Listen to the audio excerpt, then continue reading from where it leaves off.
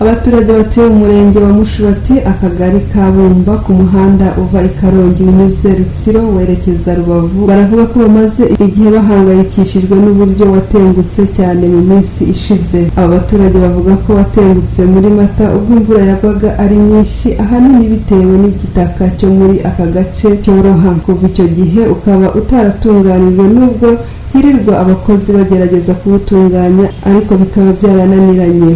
Nyine bakoze umuhanda nyine kubera n'ubutaka bwene habworoha nyine abo bakoze umuhanda bamaze kuwukora birariduka. Byatewe n'imvura nyine bitiko n'ubutaka bworoshye. Umuhanda wacitse mu kwezi kwa kane muri ya mvura nyinshi cyane. Ubwo nibwo umuhanda wacitse noneho ku buryo mbese n'akarere kahagurutse kaza kwimura bari abantu batiyemo hejuru mu misozi. Kuvuga ngo abashinwa buri munsi baza bagenda ubutaka babusunika buri munsi byongera bimanuka busunika byongera bimanuka. Gusa uretse ko mpora mpanyura nasanze ari ibintu bikomeye abantu bo haruguru ahubwo bagiye kugenda badatabara. Ni naho nanyuze ndi gutambika mpafite umurima haruguru yaho ariko imeze nabi no muhanda umeze nabi cyane. Ubundi iyo hageze haruguru ahantu batuye harana nahanyuze ni ibintu byitse byaritse ni ibintu biri kugenda bibyika bimanuka by'ibikangu biza nk'ibizagera na ruguru. Bitewe n'uburyo aha hantu hatengutse kandi hagaragaza ko hashobora gukomeza kwiyongera byatumye abari batuye haruguru y'uyu muhanda bimurwa ubu bakaba barashakiwe ahandi baba bari. Aba baturage bakaba basaba inzego z'ubuyobozi kubafasha uyu muhanda ugatunganywa kuko ushobora guteza ibibazo harimo n'impanuka za hato na hato. Zirahari kubera natwe abatuye tuhanyuze n'imodoka byose usanga ndetse bazanagongana. Urebye imodoka zahashirira uretse ko hirirwa umuntu ariko bimeze nabi. Nuko bakora bakayimanura byose abaturage babo bakanabimura abatuye haruguru bo basa nk'abimutse. Muri bayimanura kiretse abo hepfo barebye ukuntu nabo bigiye ahantu hepfo bakabimura nabo. Ni hanini cyane. Ni binini cyane biteye impungenge. Ingaruka nuko byazamanuka tukagira impanuka mu buryo mbese tutabizi. Ega sitwe twenyine namwe abanyabiziga hari igihe gishobora kumanuka ikibuye cyamanuka haraguru kigakubita n'imodoka cyangwa moto. Nkuko dore nk'ejo habereye impanuka hari umuntu wari uri kuri moto noneho akubitana n'imodoka ari hepfo kubera yari atayibonye kubera ibi bintu bimeze gutya.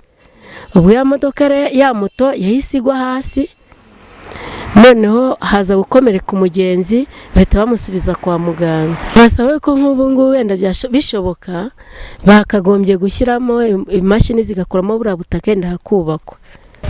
Buriya ingaruka ni nyinshi cyane.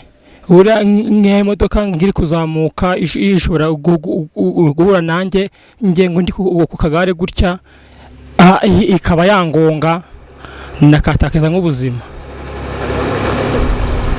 Twifuza ko kino gitengo bagikuraho bakahobaka nk'igikuta nyine kubwo bitakongera kumanuka. Tumunge ko nkatwe tugiye guhaha ushobora nko gutuma nk'umwana nk'igikuta kimanuka kikamugaho konageza ikibazo mu muhanda.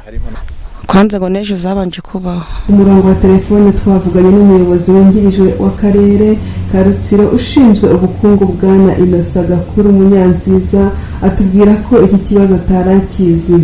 Mu by'ukuri rero iki kibazo ntabwo ni byinshi. Ntabwo nkizi kuko hagaragaye ikibazo nk'icyo tugifite n'amahirwe ko n'abakoze uriya muhanda babaga bataragenda bari mu mirimo ya nyuma bagombye kugikemura kuko ibibazo byagiye bigaragara. urabona ahantu hakozwe umuhanda nk'uriya ibibazo nk'ibyo ntabwo bibura ariko iyo bibonetse nyine nibyo nakubwiraga dushaka uburyo tubikemura cyane ko nyine nibyo nabivuze ko n'abakora umuhanda bari bagihari. Nubwo uyu muyobozi yavuze ko iki kibazo atarakizi kiri ku muhanda nyabagendwa ndetse n'abaturage bari batuye hejuru ku misozi watengutse bamaze kwimurwa n'akarere mu rwego rwo kurinda ko iyi nkangu yazagira ubuzima bw'abaturage ihitana. Ni inkuru ya Jean François Regis Ndayisenga mu ijwi ry'Uwajeneza Tina.